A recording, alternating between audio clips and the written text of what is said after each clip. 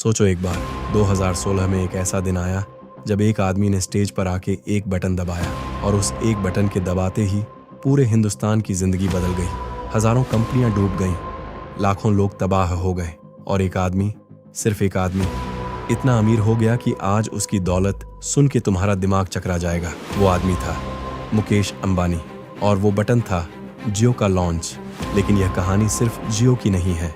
यह कहानी उस इंसान की है जो अपने बाप की मौत के बाद एक ऐसी रेस में उतरा जिस रेस में हार जाता तो शायद आज दुनिया में कोई अंबानी नाम जानता भी नहीं। ये कहानी है दौलत की, ताकत की, धोखे की, भाइयों की लड़ाई की और उस एक राज की जो मुकेश अंबानी ने सालों तक छुपा के रखा। और जब वो राज दुनिया के सामने आया तो पूरी दुनिया हैरान रह गई। तो चलते हैं उस कहानी की तरफ जो तुमने पहले कभी इस अंदाज में नहीं सुनी। पहले थोड़ा पीछे चलते हैं। 1957 एडन, यमन। एक छोटे से घर में एक बच्चा पैदा हुआ। बाप का नाम था धीरूभाई अंबानी। एक ऐसा आदमी जिसके पास न दौलत थी, न खानदान की इज्जत, न कोई बड़ा नाम। वो उस वक्त एक पेट्रोल पंप पर काम करता था। एक आम आदमी, एक बहुत आम आदमी। लेकिन धीरूभाई के अंदर कुछ ऐसा था जो आम नहीं था। वो सपने देखता था, बड़े सपने। और वो सपने सिर्फ रात को नींद में नहीं देखता था, वो उन्हें दिन में भी देखता था, खुली आंखों से। और वो जानता था एक दिन वो सपने हकीकत बनेंगे। वो हिंदुस्तान वापस आया 1958 में एक छोटी सी कैपिटल के साथ। एक छोटा सा काम शुरू किया, धागे और मसालों का। लेकिन धीरूभाई अंबानी वो इंसान था जिसने मंडी में भी मेला देखना सीखा, जिसने पॉलिटिशियंस से दोस्ती की, सिस्टम को समझा और एक एक दिन करके अपना एक ऐसा एम्पायर खड़ा किया जिसका नाम था रिलायंस। और उस एम्पायर का वारिस था मुकेश अंबानी की जिंदगी शुरू हुआ एक ऐसी जगह से जहां जिंदगी का मतलब लग्जरी था। बाप का नाम बड़ा था, पैसे थे, कनेक्शंस थे। लेकिन धीरूभाई ने एक चीज पक्की थी, बेटा सिर्फ नाम पे नहीं जिएगा, बेटा काम करेगा, असली काम। 1979 में मुकेश स्टैनफोर्ड बिजनेस स्कूल में पढ़ रहे थे, कैलिफोर्निया में, दुनिया की सबसे बड़ी यूनिवर्सिटी। एक आराम की जिंदगी, एक ऐसी दुनिया जहां सब कुछ परफेक्ट था। लेकिन एक दिन बाप का फोन आया, वापस आ जाओ, मिल का काम देखना है। और मुकेश, जो अभी पूरी डिग्री भी नहीं ले पाए थे, कैलिफोर्निया छोड़ के हिंदुस्तान वापस आ गए एक पॉलिएस्टर मिल की कंस्ट्रक्शन देखने, पाताल गंगा में। वो कैलिफोर्निया से पाताल गंगा का सफर कोई आम सफर नहीं था। वो एक ऐसा सफर था जिसने मुकेश अंबानी को एक ऐसी दुनिया से मिलाया जिस दुनिया को वो जानते थे, लेकिन जिस दुनिया का हिस्सा कभी नहीं रहे थे। मजदूरों की दुनिया, जमीन की दुनिया, असली काम की दुनिया। और उस दुनिया ने मुकेश को कुछ सिखाया जो कोई यूनिवर्सिटी नहीं सिखा सकती थी। आगे सालों में मुकेश ने रिलायंस के लिए वो सब किया जो बाप ने कहा। रिफाइनरी, पेट्रोकेमिकल्स, टेक्सटाइल्स, एक के बाद एक। धीरे धीरे रिलायंस एक छोटी सी कंपनी से हिंदुस्तान की सबसे बड़ी कंपनी बन गई। और धीरूभाई, वो इंसान जो कभी एक पेट्रोल पंप पर काम करता था, हिंदुस्तान का सबसे अमीर आदमी बन गया। लेकिन फिर 2002 में एक रात सब कुछ बदल गया। धीरूभाई को स्ट्रोक आया और 6 जुलाई 2002 को धीरूभाई अंबानी इस दुनिया से चले गए बिना कोई विल लिखे। और यहीं से शुरू हुआ वो खेल जिसके बारे में आज भी लोग बात करते हैं। वो खेल जिसने अंबानी फैमिली को 2 हिस्सों में बांट दिया। वो खेल जिसमें एक तरफ था मुकेश और दूसरी तरफ था उसका छोटा भाई अनिल। 2 भाई, एक बाप की दौलत और कोई विल नहीं। अनिल अंबानी बड़े जिंदा दिल इंसान थे, पब्लिक में पॉपुलर, बोलने में तेज, मीडिया को पसंद आते थे। और एक वक्त था जब दुनिया कहती थी अनिल अंबानी ज्यादा चमकदार है, ज्यादा ट्रेंडी है, ज्यादा मॉडर्न है। लेकिन मुकेश, वो चुप रहते थे, काम करते थे और देखते रहते थे। 2005 में 3 साल की लड़ाई के बाद मां कोकिलाबेन ने बीच में आकर सेटलमेंट कराया। एम्पायर बांट दिया गया। मुकेश को मिला रिफाइनिंग, पेट्रोकेमिकल्स, ऑयल और गैस यानी रिलायंस इंडस्ट्रीज। अनिल को मिला टेलीकॉम, एंटरटेनमेंट, पावर यानी वो सब जो उस वक्त ज्यादा ग्लैमरस लगता था। दुनिया ने सोचा, अनिल ने ज्यादा पाया।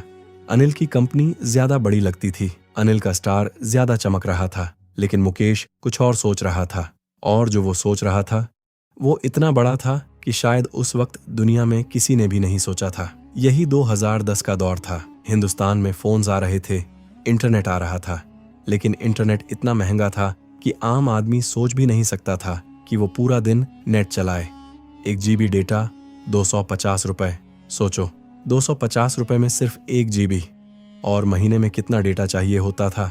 हजारों रुपए का बिल आता था। आम आदमी का बस नहीं चलता था। और इस महंगे इंटरनेट की वजह से हिंदुस्तान डिजिटल रूप से पीछे था। लोग वीडियो नहीं देख सकते थे, म्यूजिक नहीं सुन सकते थे, ऐप्स नहीं चला सकते थे।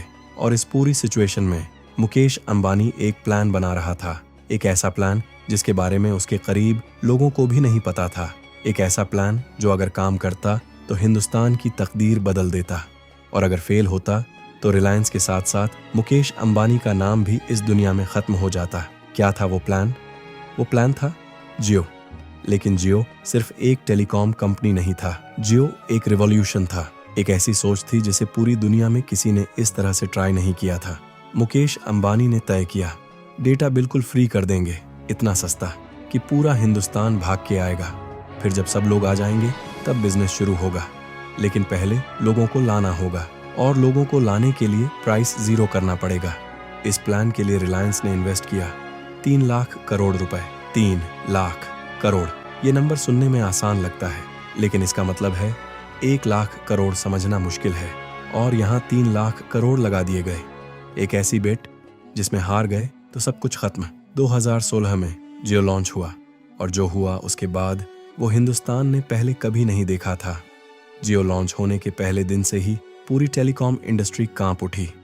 एयरटेल, वोडाफोन, आइडिया, BSNL, वो सब कंपनियां जिन्होंने सालों से हिंदुस्तान पर राज किया था, एक एक करके घुटने टेकने लगे। क्योंकि जियो ने क्या किया?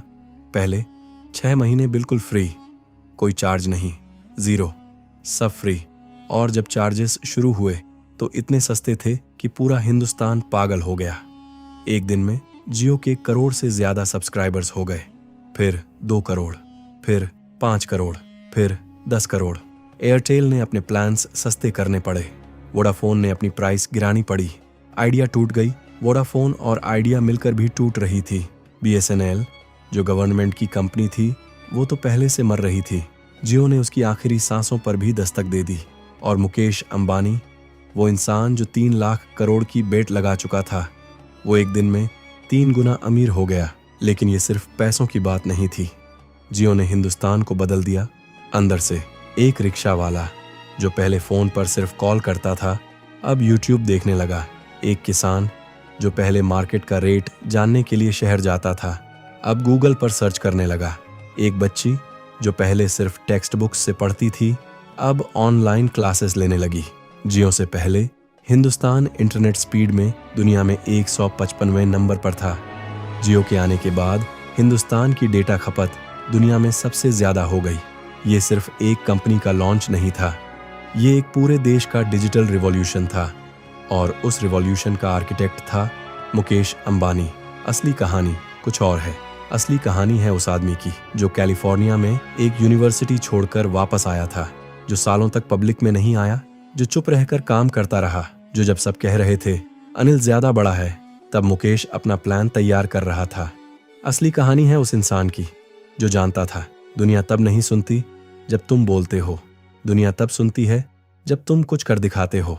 और मुकेश अंबानी ने कुछ कर दिखाया। 3 लाख करोड़ की बेट लगाई, सब कुछ दांव पर लगाया और जीता। लेकिन अब एक सवाल जो शायद तुम्हारे जहन में आ रहा होगा, क्या मुकेश अंबानी सिर्फ एक जीनियस बिजनेसमैन है या कुछ और भी है?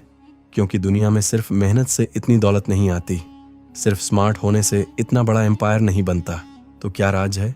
क्या कनेक्शन है रिलायंस और गवर्नमेंट का? क्यों जियो को वो परमिशंस इतनी जल्दी मिली जो दूसरों को नहीं मिलती?